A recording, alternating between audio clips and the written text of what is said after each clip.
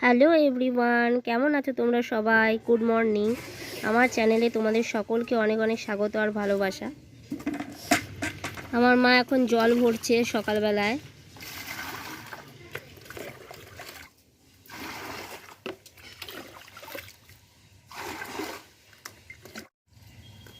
আমার মেয়েটা আজকে সকাল সকাল ঘুম থেকে উঠে গেছে, তো এখন একটু ব্রাশ করে নিচ্ছে মেয়েটা। ওয়েদারটা খুব বাজে, রোদ ওঠেনি। গত 3-4 দিন ধরে রোদ উঠছে না আর ঠান্ডা হাওয়া দিচ্ছে।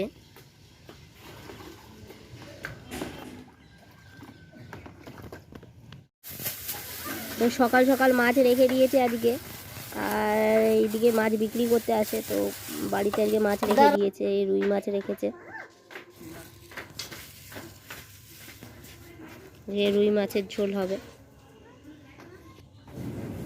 আমি স্নান করে নিয়েছি, এখন পুজো দিচ্ছি। আজকে বৃহস্পতিবার। আগের দিনের ব্লগে তোমাদেরকে জীবনের পথ বইটা থেকে কিছু অংশ পড়ে শুনিয়েছিলাম, এবার বাকি কিছু অংশ আজকে পড়ে শোনাচ্ছি। এক সৎ ব্যক্তি বলেন, আমি কোনো নেশা করি না, অন্যায় বা খারাপ কর্ম থেকে সর্বদা দূরে থাকি, অন্যের মা বোনকে নিজের মনে করি, কোনো পাপ কর্ম করি না, আমার ভক্তি করার কোনো প্রয়োজন নেই। সৎসঙ্গে এমন ধরনের মানুষকে যাতে দেখি যারা বদনামি এবং খারাপ কাজ করে। উত্তর, যেমন 2 একর জমি, 1 একর জমির ঘাস বা জঙ্গল পরিষ্কার করে হাল চাষ করে রেখে দিয়েছো, কিন্তু বীজ রোপণ করোনি। অন্য 1 একর জমিতে ঘাস বা জঙ্গলে ভরা, এই 2 ক্ষেতই ব্যর্থ। যদি কেউ ওই জঙ্গল ভরা ক্ষেত পরিষ্কার করে ধান বা গমের বীজ বপন করে দেয়, তাহলে ওই পরিষ্কার করা ক্ষেত থেকে অনেক গুণ ভালো। তাই যদি আপনি বিকার অর্থাৎ পাপ মুক্ত হতে চান, তাহলে আপনাকে ভক্তিরূপী বীজ বপন করতে হবে। তখন শরীররূপী ক্ষেতের লাভ প্রাপ্ত হবে। যদি কেহ খারাপ কাজ করে এবং জ্ঞান হওয়ার পরে সমস্ত বিকার ছেড়ে পরমাত্মার ভক্তি করে, তাহলে সে তার জীবন চলার পথ পরিষ্কার করে নিয়েছে, তাই সে তাড়াতাড়ি লক্ষ্যে পৌঁছে যাবে। আপনারা এই গ্রন্থে পরবর্তীতে জানতে পারবেন, এক বেশ্যা কবির পরমাত্মার সৎসঙ্গ শুনে নিজের জীবন চলার পথ পরিবর্তন করে নাম দীক্ষা নিয়ে সৎসঙ্গে যাওয়া শুরু করে। কিন্তু নগরের শহর লোকদের ভালো লাগে না, মুখ বাঁকা করে বলতে শুরু করে, কবির সাহেবের সৎসঙ্গে বদনামী স্ত্রী যায়, এ ভালো সন্ত নয়, নিজেদের মেয়ে বোনদের ওখানে যেতে দেবে না। লোকের কথা শুনে কিছু ভক্ত একই কথা বলতে শুরু করে। তখন পরমেশ্বর কবিরজি বলেন, যদি কোনো ভক্তের কুষ্ঠরোগ হয় আর সে পরমাত্মার ভক্তি শুরু করে, তাহলে ভক্ত সমাজের উচিত ওই ব্যক্তিকে ঘৃণা না করে আদর করা, অর্থাৎ অন্য ভক্তদের মতো নমস্কার করা, যাহাতে ওই দুঃখী প্রাণীর ভক্তিতে মন লাগে এবং রোগ ঠিক হয়ে জীবন সফল হয়। যদি কোনো বেশ্যা মেয়ে বা বোনের ভক্তি করার প্রেরণা হয় এবং ভক্তি শুরু করে ও সৎসঙ্গে আসে এবং পরমাত্মার প্রতি বিশ্বাস রাখে, তাহলে সে সৎসঙ্গের বিচার শুনে সে সর্ব খারাপ কর্ম ছেড়ে দেবে, তখন তার আত্মার কল্যাণ হবে। যদি ওই আত্মা সৎসঙ্গে না আসে, তাহলে সে তার পাপ কর্মের কথা বুঝতে বা জানতে পারবে না।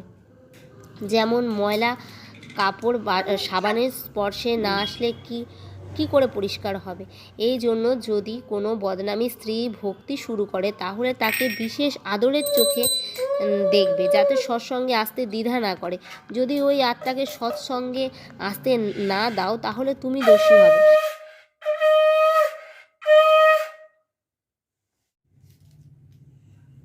শ্রীমদ্ ভগবদ গীতা অধ্যায় 9 শ্লোক 30-এ প্রমাণ আছে, যদি কোনো জঘন্য পাপী ব্যক্তি বিশ্বাসের সাথে পরমাত্মার ভক্তি করে, তাহলে তাকে মহান আত্মার সমান মানা উচিত, কারণ সে সন্তের বিচার শুনে বিকার রহিত হয়ে নিজের জীবনের কল্যাণ করছে। তাই মানব শরীরধারী প্রাণীকে তত্ত্বদর্শী সন্তের কাছ থেকে নাম উপদেশ নিয়ে পরমাত্মার ভক্তি তথা শুভ কর্ম দান ধর্ম করে গুরুদেবের শরণে থাকা উচিত। পুজো দেওয়া হয়ে গেছে, এবারে এই রান্নার কাছে এসেছি। দিদি তো মাছ টাছ ভেজে নিয়েছে, এগুলো সব রেডি করে নিয়েছে, রান্না করছে, আমিও একটু হাতে হাত লাগাতে এসেছি। যে আলু কেটে ধুয়ে নিয়েছে, আলু দিয়ে মাছের পাতলা ঝোল হবে। এদিকে মশলা বেটে নিয়েছে, টমেটো পেঁয়াজ সব কেটে নিয়েছে।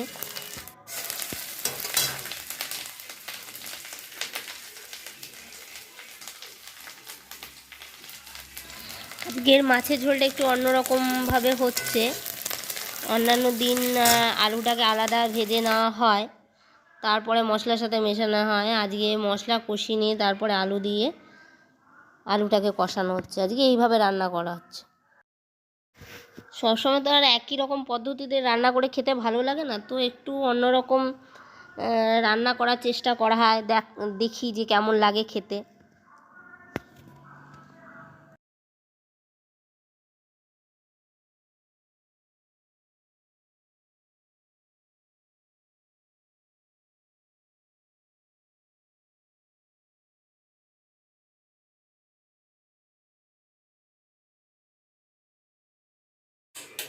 এই যে মাছের ঝোলটা এখন ফুটছে,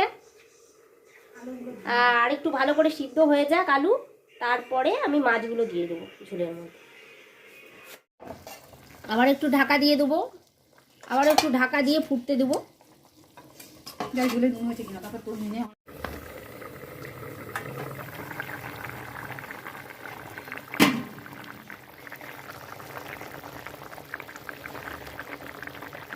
এই ঝোলটা ভালো মতো ফুটে গেছে, আর আলু তো আগেই সিদ্ধ হয়ে গেছিলো, মাছটা ভালো মতো ফুটে গেছে। এবারে নামিয়ে দেবো তরকারিটা। যে আমাদের বাইরে কাঠে ভাত রান্না হচ্ছে। আমাদের বাইরে একটা উনুন আছে, কাঠের উনুন। এই যে কাঠ আমাদের সেরকম নেই, ওই টুকিটাকি এই আমাদের যা গাছ আছে, গাছের ডালপালা টুকটাক যখন থাকে তখন বাইরে ভাত করা হয়। চিনি চুনি চিনি চুনি ঘুরে বেড়াচ্ছে, এই যে আমাদের চিনি চুনি ঘুরে বেড়াচ্ছে।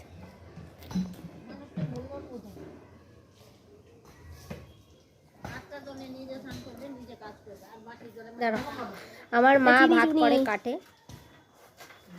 বরাবর মাই করে, যখন কাঠ থাকে তখন করে, না হলে গ্যাসেই করে।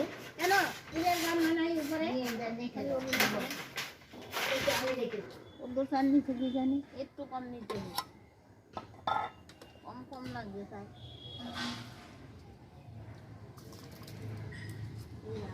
জল তো নামাইলাম না।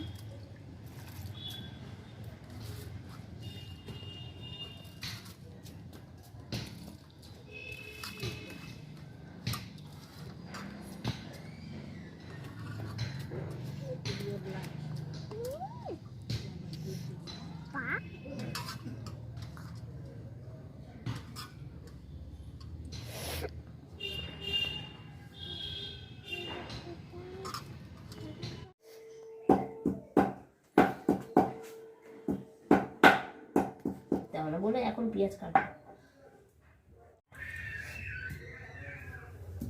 এদিকে আমাদের শুটকি মাছ রান্না হচ্ছে, শুটকি মাছের জোগাড় চলছে। পেঁয়াজ টিয়াজগুলো কাটতে হবে এখন।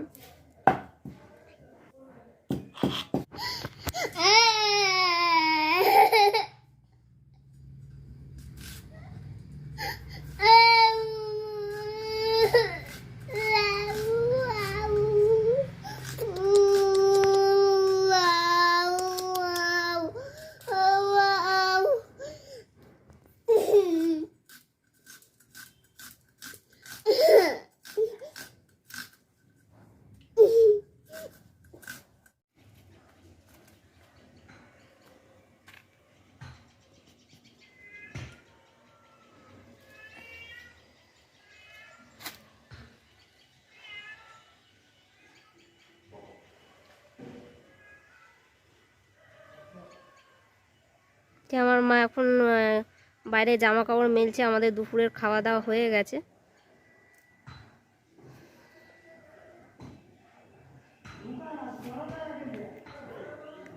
এখন একটু রোদ দিয়েছে, বেলা করে একটু রোদ উঠেছে এখন। এই যে রোদ উঠেছে, বেশ ভালো লাগছে, বাইরে দাঁড়িয়ে আছি।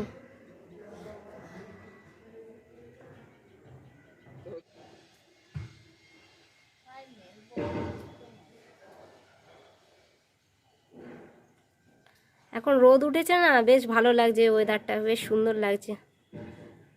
তো রোদে দাঁড়িয়েছিলাম কিছুক্ষণ, বেশ ভালো লাগছিল। আজকে আমাকে আবার চলে যেতে হবে, একটু পরে বেরিয়ে যাব, যেখানে আমরা ভাড়া থাকি সেখানে যাব।